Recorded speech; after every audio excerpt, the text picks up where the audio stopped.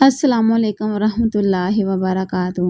تمام سننے والے سامعین سے گزارش ہے کہ میری ویڈیو اچھی لگے تو لائک اور سبسکرائب لازمی کریں، شکریہ۔ اکثر ہم اپنا پیار حاصل کرنے میں کچھ زیادہ ہی دیر کر دیتے ہیں، یہ سوچ کے کہ وہ بس ہمارا ہی ہے، لیکن یہ بھول جاتے ہیں کہ جوڑے ہمیشہ سے آسمانوں پر ہی بنتے ہیں۔ میری بڑی بہن کی منگنی کو 7 سال ہو چکے تھے، لیکن حرم وطن لوٹنے کا نام نہ لیتا تھا۔ وہ اعلیٰ تعلیم حاصل کرنے UK گیا اور پھر لوٹ کر نہ آیا۔ خالہ ابھی تک منگنی کے رشتے کو برقرار رکھے ہوئے تھی، حالانکہ امی جان نے پہلے دبے دبے اور پھر واضح الفاظ میں کہنا شروع کر دیا تھا کہ شمیم سچ بات بتا دو، صاف انکار مغالطے میں رکھنے سے اچھا ہوتا ہے۔ اگر تمہارا لڑکا میری بیٹی سے شادی نہیں کرنا چاہ رہا تو منگنی کو ختم کر لیتے ہیں، میں کسی اور جگہ رشتہ کر لوں گی، ایسے انتظار میں تو عمر ہی بیت جائے گی۔ خالہ نہ جانے کس خیال میں جی رہی تھی۔ بیلا آپا کو ان کی پیدائش کے وقت گود میں لیا تو امی سے کہا تھا کہ شمیم یہ میری بہو بنے گی۔ پھر جب بیلا آپا 15 برس کی تھی، حرم بھائی سے ان کی منگنی دھوم دھام سے کر دی۔ اس وقت تو بھائی حرم بھی بہت خوش تھے، ان کو بیلا آپا پسند تھی اور زیادہ یہ کہ ماں کی خوشی عزیز تھی۔ خاندان میں سبھی کا خیال تھا کہ جو ہی حرم بھائی تعلیم مکمل کر لیں گے دونوں کی شادی ہو جائے گی۔ حرم بھائی نے تعلیم مکمل کر لی اور انجینئرنگ پاس کر کے وہ کمانے سعودی عرب چلے گئے۔ وہاں انہیں ایک اچھی کمپنی میں دوست کی مدد سے نوکری مل گئی تھی، تاہم ان کا شوق اور زیادہ تعلیم حاصل کرنے کا تھا۔ حرم بھیا گئے تو کمانے سعودی عرب تھے، لیکن وہاں سے انہیں UK جانے کا چانس مل گیا اور پھر وہ ایسے گئے کہ وہیں کے ہو رہے۔ اب آتے بھی تو ہمارے گھر نہ آتے، بغیر ملے ہی چلے جاتے تھے، اور یہی پریشانی کی بات تھی کہ وہ منگیتر جو ان کی جدائی کا دکھ جھیل جھیل کر آدھی رہ گئی تھی، لمحہ لمحہ حرم کو یاد کر کے گلتی جا رہی تھی۔ حرم کو اس سے ملنے کی آرزو نہ رہی تھی۔ 5 سال اور گزر گئے۔ بیلا آپا منگیتر کا انتظار کرتے کرتے تھک گئی، مایوس ہو گئی۔ تبھی اماں جان حالہ شمیم کو بتائے بغیر بیٹی کے لیے دوسرے رشتے کی تلاش کرنے لگی۔ ان دنوں میں نے FA پاس کیا تھا کہ ایک دن بیلا آپا کی طبیعت خراب ہو گئی۔ وہ کافی دنوں سے دبی دبی اور چپ سی تھی۔ اس روز انہیں پتہ نہیں کیا ہوا اور وہ بے ہوش ہو کر گر گئی۔ نزدیکی کلینک سے امی ڈاکٹر صاحب کو بلا لائی۔ انہوں نے کہا کہ لگتا ہے آپ کی بیٹی کو مرگی کا دورہ پڑا ہے، جب ہوش آ جائے گا تو کلینک لائیے گا، فی الحال میں دوائیاں لکھ دیتا ہوں، افاقہ ہو جائے گا۔ دوا کھانے کے باوجود افاقہ نہ ہوا۔ کچھ دن بعد بیٹھے بیٹھے گر جاتی اور بے ہوش ہو جاتی۔ ہمارے گھر میں تو جیسے پریشانی نے گھر کر لیا تھا۔ اب وہ مستقل افسردہ رہتی تھی۔ کئی ڈاکٹروں کو دکھایا، مرض کسی کی سمجھ میں نہ آیا۔ ایک نے اندیشہ ظاہر کیا کہ انہیں ہسٹیریا ہو گیا ہے، ایک نے کہا کہ شادی کر دیں، ٹھیک ہو جائے گی۔ جس روز دورہ پڑتا وہ دورہ ختم ہونے کے بعد بے ہوشی سے اٹھتی تو کچھ دیر بعد سو جاتی اور پھر اگلے دن تک سوتی رہتی۔ انہیں بالکل بھی یاد نہ رہتا تھا کہ ان پر کیا بیتی تھی۔ کہتی تھی نہ میں گری اور نہ بے ہوش ہوئی، بس سو گئی تھی۔ عجیب پرابلم تھا، والدہ کی پریشانی دیکھی نہ جاتی تھی۔ ایک روز پڑوسن آئی، اسی وقت آپا کو دورہ پڑا۔ انہوں نے جو حالت دیکھی تو مشورہ دیا کہ اسے تم پیر صاحب کے مزار پر لے جاؤ، وہاں ایسے مریض حاضری دیں تو ٹھیک ہو جاتے ہیں۔ امی نے پڑوسن کا مشورہ گرو سے باندھ لیا تھا۔ وہ مجھے اور بیلا آپا کو ساتھ لے کر دربار پہنچ گئی۔ وہاں کافی رش تھا، ہم نے بھی دوسرے لوگوں کی طرح فاتحہ پڑھی اور کچھ دیر ستانے بیٹھ گئے۔ دوپہر ہو گئی تھی، بھوک ستانے لگی تو قریب بیٹھی ایک عورت سے امی جان نے کہا کھانا کہاں سے ملے گا؟ وہ بولی لنگر سے حاصل کرنا تو مشکل ہوگا، قطار میں لگنا پڑے گا۔ یہ عورت حتیجہ خاتون اپنے بیٹے احسان کے ساتھ زیارت کو آئی تھی۔ دونوں خواتین میں کچھ دیر تک باتیں ہوتی رہی، یہاں تک کہ حتیجہ بی بی کا بیٹا محمد احسان سالن روٹی لے کر آ گیا۔ سالن واقعی مزیدار تھا۔ ہماری بھوک بھی تیز ہو چکی تھی۔ کھانا کھایا اور پانی بھی احسان سے منگوا کر پیا اور پھر چلنے کو تیار ہو گئے۔ تبھی حتیجہ بھی ساتھ ہو لی کہ اکٹھے چلتے ہیں، راستہ تو ایک ہے، میرا بیٹا ساتھ ہے، تم کو کوئی تکلیف نہ ہوگی۔ ہم ایک بس میں سوار ہو گئے۔ جب اسٹاپ پر بس رکی تو اچانک بیلا آپا نے گلے سے عجیب سی آواز نکالی۔ ہم سمجھ گئے کہ ان کی طبیعت خراب ہو رہی ہے، دورہ پڑنے لگا ہے۔ گھبرا کر حتیجہ کے ساتھ ہی اتر گئے۔ حتیجہ نے امی کو مشورہ دیا کہ بہن یہاں اتر جاؤ، ایسا نہ ہو کہ آگے جا کر چلتی بس میں تمہاری بیٹی کو دورہ پڑ جائے تو تمہیں سنبھالنا مشکل ہوگا۔ یہاں میرا گھر ہے اور اڈے سے بہت نزدیکی میرے بیٹے کی سرائے بھی ہے۔ سرائے مقامی زبان میں یہاں مسافر خانے کو کہا جاتا ہے۔ یہ ایک چھوٹا سا ہوٹل نما ہوتا ہے۔ کمرے بنے ہوتے ہیں جہاں چارپائیاں اور بستر وغیرہ رکھے ہوتے ہیں۔ مسافر چاہیں تو تھوڑے سے پیسے دے کر کچھ دیر آرام یا رات بھر کو قیام بھی کر سکتے ہیں۔ اس سرائے میں کھانا حسب ضرورت رقم کے عوض لیا جا سکتا تھا۔ یہ ماں بیٹے ہم کو اپنی سرائے میں لے آئے کیونکہ آپا بیلا کو آرام کی ضرورت تھی۔ آپا کی بگڑتی طبیعت صورتحال کے پیش نظر احسان نے چوبارے پر لے جانے کی بجائے ہم کو اپنے چائے خانے والے کمرے میں لا بٹھایا۔ غالباً یہ اس کی اپنی آرام گاہ تھی۔ کمرہ صاف ستھرا اور پچھلی دیوار میں چھت سے قریب نیچے ایک بڑی سی سلاخوں والی کھڑکی تھی جس کے چاروں بیٹ کھلے ہوئے تھے۔ عقبی کھیتوں سے تازہ ہوا اور روشنی اندر آ رہی تھی جس نے کمرے کی فضا کو خوشگوار بنا دیا تھا۔ تیجا نے امی جان سے کہا، بہن آرام کرو اور بیٹی کو چارپائی پر لٹا دو، گرما گرم چائے بھی منگواتی ہوں۔ بچی کی طبیعت بحال ہو جائے گی تو احسان آپ لوگوں کو مظفر گڑھ جانے والی بس میں سوار کرا دے گا۔ جس چیز کی ضرورت ہو تکلف مت کرنا، سمجھ لو یہ جگہ آپ کی ہی ہے۔ تیجا بھی تھوڑی دیر بیٹھ کر چلی گئی، کہنے لگی گھر جا کر کھانا بھی بنانا ہے، شام ہونے والی ہے۔ بیٹے کو ہدایت کی کہ یہ ہمارے مہمان ہیں، ان کا بہت خیال رکھنا، شام کو انہیں خود تم بس میں سوار کرا دینا۔ ہم نے کمرے کا دروازہ بند کر لیا اور آپا آرام سے چارپائی پر بچھے بستر پر لیٹ گئی۔ ہم کو تو ڈر تھا کہ آپا بھی بے ہوش ہو کر گریں گی، لیکن ایسا نہ ہوا۔ چائے پیتے ہی ان کی گھبراہٹ دور ہو گئی اور ماحول کی تازگی سے چہرے پر خوشگوار تاثر ابھر آیا۔ ان کو یہ جگہ بہت پسند آئی تھی۔ ہم نے شکر کیا کہ بس کے سفر سے نجات ملی، کیونکہ ایسی مسافر بسوں پر سفر کم ہی ہوتا تھا جن کی ڈیزل کی بو گھبراہٹ کا سبب بنتی تھی۔ آپا تو ویسے ہی مریضہ تھی، مجھے بھی ان مسافر بسوں میں متلی محسوس ہوتی تھی۔ ان بسوں میں زیادہ تر غریب دیہاتی سفر کرتے تھے۔ تھوڑی دیر بعد احسان نے دروازے پر دستک دی اور پوچھا، اماں کسی چیز کی ضرورت تو نہیں؟ نہیں بیٹا، شام سر پر ہے، اب تم ہم کو مظفر گڑھ جانے والی بس پر بٹھا دو۔ اس نے کہا، اماں جی ذرا سا آرام کر لیں، کوئی 10-15 منٹ بعد میرے دوست کی ویگن ادھر سے گزرنے والی ہے، وہ آپ کو جلد پہنچا دے گی۔ مظفر گڑھ زیادہ دور نہیں، اگر سواریاں تمام اتر جائیں تو ویگن ڈرائیور کو اپنا محلہ بتا دینا، وہ آپ کو آپ کے گھر کے پاس اتار دے گا۔ میں دل ہی دل میں خوش ہو گئی، یہ تو بڑی سہولت ہو گئی تھی۔ تقریباً شام 6 بجے اس کے دوست کی ویگن آئی، چند سواریاں اس میں موجود تھی۔ ہمارے لیے احسان نے خصوصی طور پر سیٹ خالی کروائی اور اپنے دوست کو ہدایت کی کہ یہ جہاں کہیں ان کو وہاں اتار دینا۔ اس نے امی جان سے کہا، آپ کرائے کی رقم ان کو مت دینا۔ ارے بیٹا، تم نے کیوں اتنا تکلف کیا ہے؟ اماں جی آپ ہماری مہمان تھی اور مہمانوں سے کرایہ نہیں لیا جاتا۔ یہ بڑی یادگار زیارت تھی۔ خالہ تیجا اور ان کے بیٹے کے حسن سلوک نے ہم کو خوش کر دیا تھا، تبھی یہ سفر یادگار تھا۔ ہم تقریباً آدھے گھنٹے میں گھر پہنچ گئے۔ ویگن ڈرائیور نے رستے میں کہیں سٹاپ نہ کیا اور سیدھا مظفر گڑھ اڈے لے آیا، جہاں اس کی گنی چنی سواریاں اتر گئی اور ہم ماں بیٹیاں باقی رہ گئے۔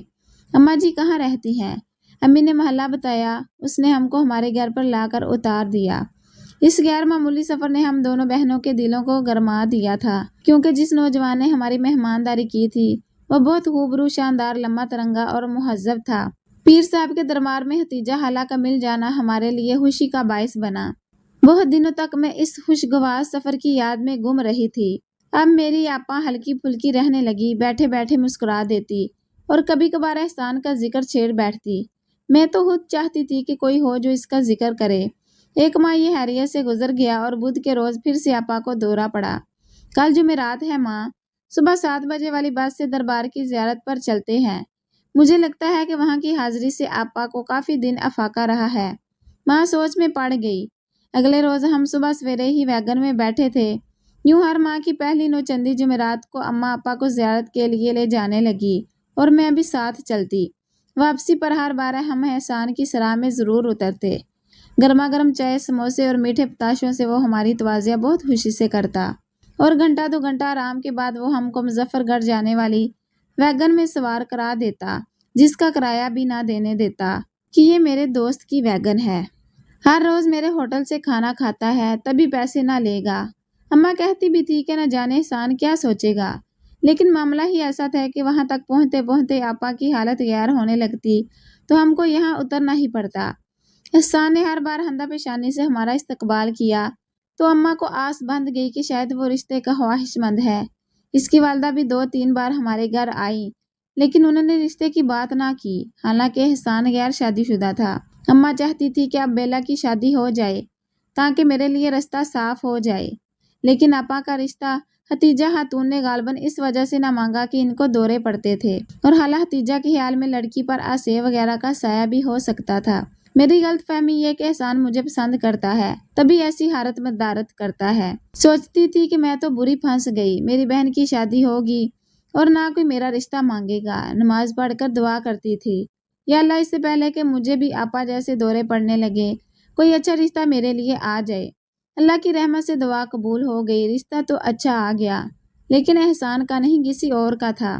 یہ امی کے دور کے رشتے دار تھے، لڑکا بے روزگار نہیں تھا اور امی کے لیے یہی کافی تھا۔ انہوں نے آپا کا خیال چھوڑ دیا کہ جب اللہ چاہے گا ان کے ہاتھ پیلے ہو جائیں گے۔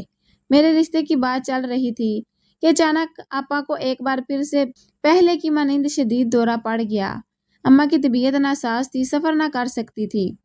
انہوں نے پڑوسن خالہ سے بات کی کہ اس جمعرات کو تم ہی میری بچیوں کے ساتھ چلی جاؤ۔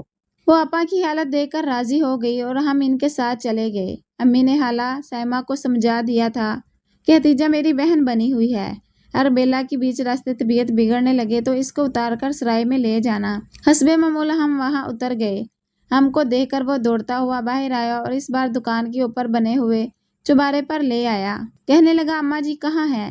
مجھے کو جواب دینا پڑا، اماں بیمار تھی، ہم خالہ کے ساتھ آئے ہیں۔